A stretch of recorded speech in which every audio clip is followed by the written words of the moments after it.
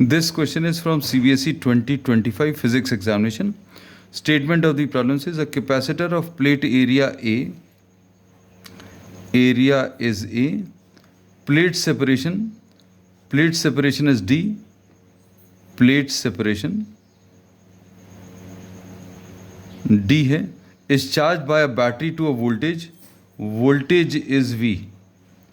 The battery is disconnected and the plates are slowly pulled apart till the separation becomes 2D. अब इसमें इन्होंने कहा है that this is the capacitor और इसको अभी हम लोगों ने V पोटेंशियल डिफरेंस से चार्ज किया. दिस इज़ अ बैटरी जिसका पोटेंशियल डिफरेंस V है. The separation between the plates is D. अब इसमें सेकेंड पार्ट में इन्होंने क्या बोला, the plate separation is increased. ये प्लेट सेपरेशन जो है इन दोनों के बीच का 2D कर दिया. कैसे किया? बाय रिमूविंग और disconnecting the battery. Battery is disconnected. ये सबसे इंपॉर्टेंट चीज़ है जो अभी हम लोगों ने यहाँ पर लिख दी है. बैटरी डिसकनेक्ट कर दी मतलब आपने सोर्स ऑफ चार्ज को रिमूव कर दिया.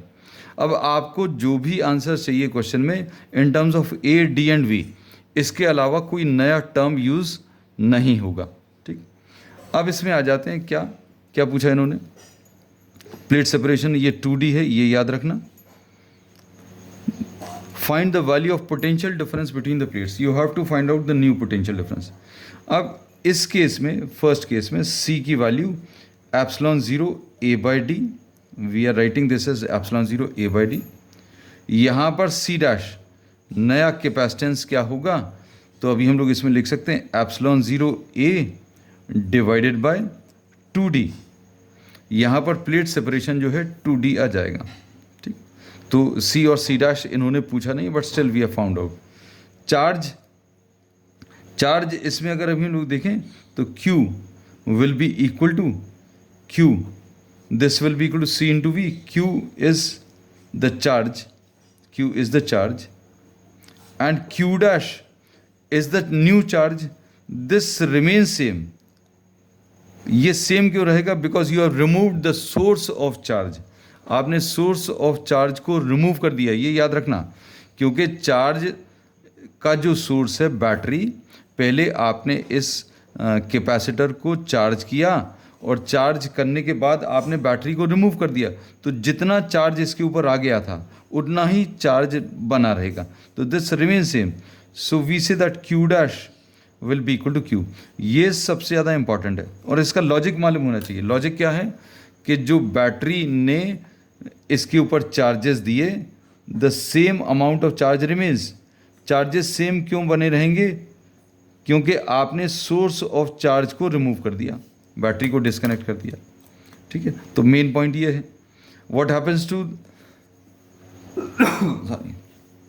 Potential difference? तो V इधर पर क्या होता है? तो V is Q divided by C. अब नया potential difference, answer to the first part, we are trying to answer the first part. V dash इस केस में this will be Q dash divided by C dash. ऐसा लिख सकते हैं. Q dash कितना है? नया वाला चार्ज कहने लगे पुराने चार्ज के बराबर है. अब कैपेसिटेंस, तो इस कैपेसिटेंस को देखना आप अच्छे से. ये कैपेसिटेंस जो है एप्सिलॉन 0 A बाई डी को, एप्सिलॉन 0 A बाई डी को अभी हम लोग क्या लिख सकते हैं? C लिख सकते हैं. तो नया जो कैपेसिटेंस है वो पुराने कैपेसिटेंस का हाफ हो गया. New capacitance C dash is half of the original capacitance. तो इस C डैश की जगह अभी हम लोग क्या लिख ले रहे हैं? C by 2. So this will become 2Q by C. ऐसा कुछ आएगा. और Q बाय C क्या चीज़ है?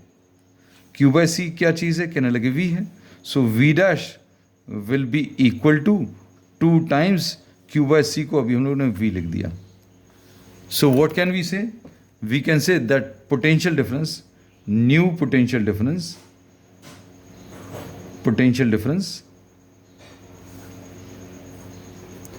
is twice of the original. मतलब वी डैश की वैल्यू 2v आ गया। This is the answer to the first part. Second part में इलेक्ट्रिक फील्ड, इलेक्ट्रिक फील्ड इस केस की, फर्स्ट केस की, अभी हम लोग सारा जहाँ पर बैटरी कनेक्टेड है, सेपरेशन डी है, वो सब चीज़ें लेफ्ट साइड में, और इससे रिलेटेड सारी चीज़ें राइट साइड में लिख रहे हैं। ई की value v divided by D है। अब यहाँ पर इस केस में, इन द न्यू केस, जहाँ पर प्लेट सेपरेशन बढ़ा दिया, E dash will be V dash divided by D dash. V dash कितना है, नया पोटेंशियल डिफरेंस 2v है, बिल्कुल सही। नया सेपरेशन कितना है, कह लें 2d है। तो अब इसमें ये 2 और 2 तो कैंसिल हो जाएगा, तो ई डैश की वैल्यू कितनी आ गई, v upon D. E dash v upon D, मतलब ये ओरिजिनल इलेक्ट्रिक फील्ड के बराबर है। तो सेकेंड पार्ट में we say that the new electric field will be is same as the original electric field. अब इसके बाद third part, work done in pulling the plates apart. यहां पर एनर्जी कितनी है वो निकाल लो, यहां पर एनर्जी कितनी है ये निकाल लो, दोनों का difference will give you the work. So work is the difference in energy, half of C V square, और यहां पर कितना आ जाएगा, U dash half C dash V dash square. इसको अभी हम लोग इसको क्या लिख सकते हैं, हाफ सी डैश को क्या लिखेंगे बेटा, सी डैश को लिखेंगे सी डिवाइडेड बाय 2, और वी डैश को क्या लिखेंगे, 2v का होल स्क्वायर। तो यू डैश की वैल्यू कितनी आ जाएगी, इसमें ये 4 और ये 4 कैंसिल होगा, तो सी वी स्क्वायर आ जाएगा। तो work done will be equal to delta u and this will be equal to u dash minus u, मतलब ये कितना आ जाएगा, C V square minus half C V square, मतलब ये कितना आ जाएगा, half of C V square. तो work done will be equal to half of C V square.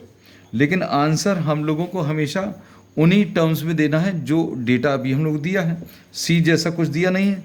तो अभी हम लोग क्या करेंगे, हाफ सी की value epsilon 0 A by D लिख लिया, और उसके बाद V square. So this will be the work done. So work done equal to, work done will be equal to this relation. This is the final answer.